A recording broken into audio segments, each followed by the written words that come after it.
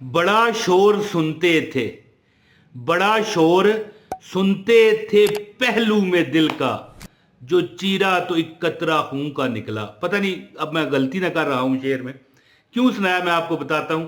बिस्मिल्लाहिर्रहमानिर्रहीम, अस्सलाम वालेकुम वरहमतुल्लाहि वबरकातुहू। बड़ा शोर सुनते थे, हैं जी। पता नहीं मैं शेर भी गलत पढ़ गया होऊंगा, अगर किसी को आता है तो कमेंट में मुझे बता दीजिएगा। अच्छा, एक सूरत है कुरान पाक की, मेरे वालिद साहब अल्लाह मगफरत फरमाए मुझे बताया नहीं करते, हदीसों में भी लिखा हुआ। कहते थे बेटा ये सूरत कुरान पाक की मैं भी बताता हूँ, जो बंदा पढ़ लेना जी, हो नहीं सकता कि उस घर में फकर आ जाए, फाका आ जाए, भूख आ जाए, अफलास आ जाए। बड़ा शोर सुनते थे पहलू में दिल का, है जी। लेकिन अब देखें ये रोज पढ़ें और पढ़नी भी चाहिए। एक तो हजूर पाक की एक हदीस का मफहूम है कि अपने घरों को कब्रिस्तान मत बनाओ। इसका क्या मतलब है कि भाई कुरान पाक की तिलावत किया करो घरों में, है जी। यानी इससे साबित हुआ कि जो तिलावत है वो कब्रिस्तान में बैठ के नहीं होती, यानी वीराना होता है ना कब्रिस्तान में। तो अपने घरों को कब्रिस्तान मत बनाओ, तिलावत करो। एक तो ये सूरत रोज जो बंदा पढ़ता है उस घर में ना फकर आता है ना फाका आता है, सिर्फ थोड़ा सा यकीन हो। मैं इतना कह सकता हूं, अब मैं मशवरा नहीं दूंगा लेकिन कह सकता हूं।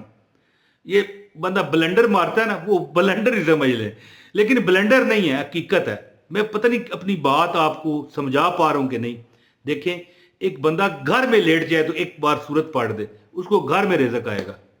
याद रखना, ना काम को करे, गारंटी है, गारंटी। लेकिन यहां पर मैं ये मशवरा नहीं दे रहा कि आप घर लेट जाओ, ये मैं नहीं कह रहा कि घर लेट जाओ। इस तरह हो सकता है कभी आजमाइश भी आप पर आ जाए, फिर क्या करोगे। हो सकता है अल्लाह आपको आजमाए कि देखते हैं कि भाई आप इसको भूख देते हैं जी, फिर ये क्या कहेगा कि ये सूरत पढ़ने से नहीं रिज़्क मिलता। नहीं नहीं, इसलिए अपनी कोशिश जारी रखें, रिज़्क की तलाश में निकल जाए। एक मिसाल मैं देता हूँ, एक फेरी वाला होता है, कोई चीज़ सब्जी बेचता है या कोई लोहा पुराना खरीद रहा है, बोतलें खरीद रहा है, कबाड़िया होता है जी। अब वो मिसाल 1,000 कमाता है, तो क्या पता ये सूरत पढ़नी शुरू करे तो 5,000 10,000 कमाए।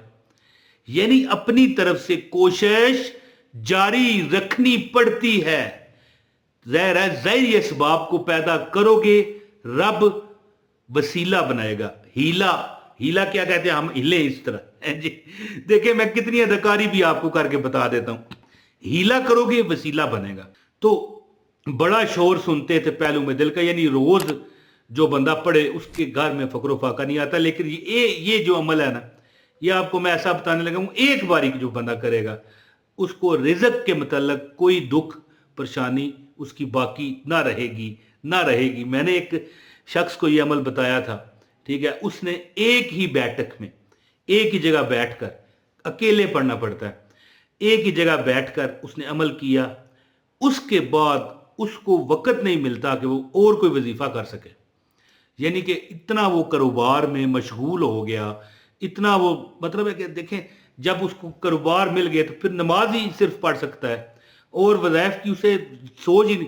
अब बंदा गरीब होगा, परेशान होगा, तंगदस्त होगा, हैं जी, रोलों में रप्पों में होगा ही, तो कहेगा ना यार फलां वजीफा कर लूँ, या यार कौन सा वजीफा करूँ। तो एक सूरत है कुरान पाक की, वो मैं आपको बताता हूँ। इससे पहले आपसे गुजारिश है कि वीडियो को लाजमी तौर पर लाइक कर दें, और चैनल पर नए हैं तो सब्सक्राइब भी करें। बेल नोटिफिकेशन, ये बेल नज़र आ रही है, इसको ऑन कर दिया करें ताकि मेरे हर नोटिफिकेशन आपको मिलते रहें। और मुझे सर्च करने के लिए अगर मेरा कोई वजीफ़ा आपको चाहिए हो कोई भी यूट्यूब पर, तो इमरान ताहिर वजीफ़ा लिख कर सर्च किया करें।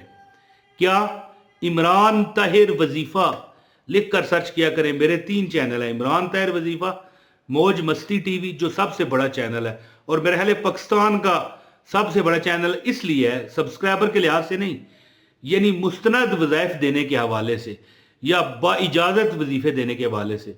इमरान ताहिर वजीफ़ा, मौज मस्ती टीवी और असनैनी वज़ाइफ टीवी। आप मुझे सर्च किया करें, इमरान ताहिर वजीफ़ा लिख कर मेरे वीडियो की लाइनें लग जाएंगी।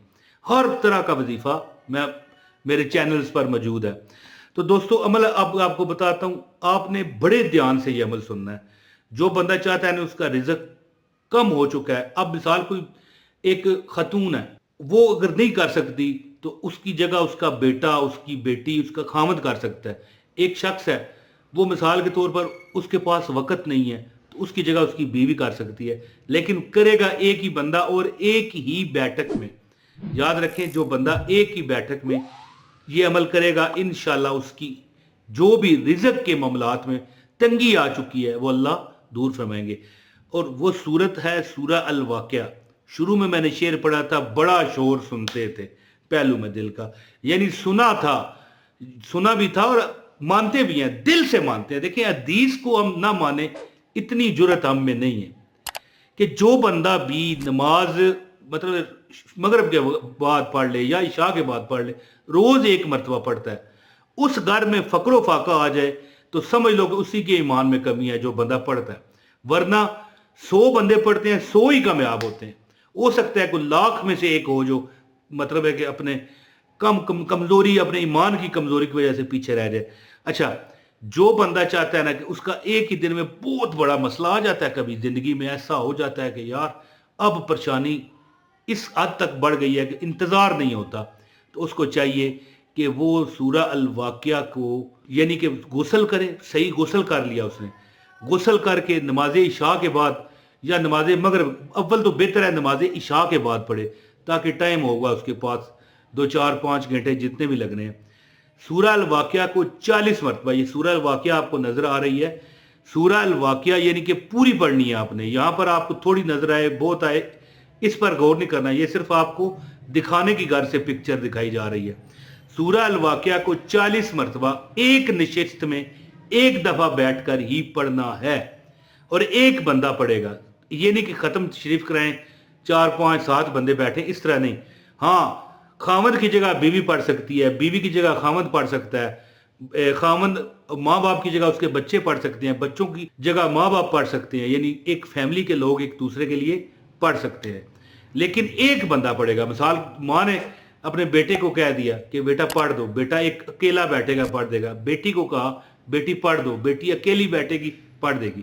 جو بندہ ایک نشست میں 40 دفعہ سورہ الواقعہ کی تلاوت کرتا ہے، اور میں ویسے آپ کو مشورہ دوں، روز جو پڑھے گا اس کو ضرورت ہی نہیں رہنی کسی سے مانگنے کی، یا خواہ بخواہ اللہ تعالیٰ اسباب لگائیں گے، پیسہ، رزق، مال، اسباب اس کے پاس آتا رہے گا، آتا رہے گا، حتیٰ کہ وہ لوگوں کو بھی دے گا تو کم نہیں ہوگا.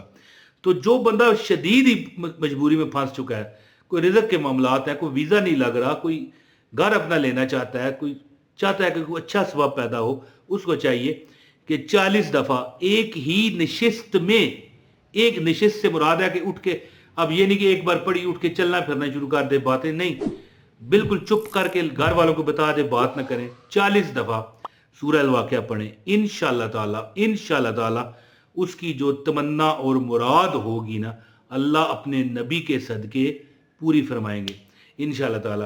اور دعا کرے گا اللہ تعالیٰ ایک ہی بار کے عمل سے اللہ اس کی ہر مراد کو پورا فرمائیں گے. اور آخر میں یہ کہتے ہوئے، میں مشورہ دیتے ہوئے اجازت چاہوں گا کہ سورہ الواقعہ کو اپنی زندگی کا حصہ بنائیں، بلکہ سورہ الملک یہ بھی پڑھیں ایک مرتبہ. میرے والد صاحب دونوں پڑھا کرتے تھے، انہوں نے کم سے کم 40 سال یا 35 سال پڑھی ہے. پھر ان کی زندگی ظاہر ہے ختم ہوئی، پھر وہ ہر چیز ختم ہو جاتی ہے. سورہ الملک آپ کی قبر میں اجالا ہوگی. اللہ مجھ سمیت سب کو پڑھنے کی توفیق عطا فرمائے. اور جو سورہ واقعہ ایک ہی نشست میں 40 دفعہ پڑھے گا، اللہ اس کی ہر حاجت پوری فرمائیں گے. بہت شکریہ دوستو. اپنے بھائی عمران طاہر کو اجازت دیں. السلام علیکم ورحمۃ اللہ وبرکاتہ.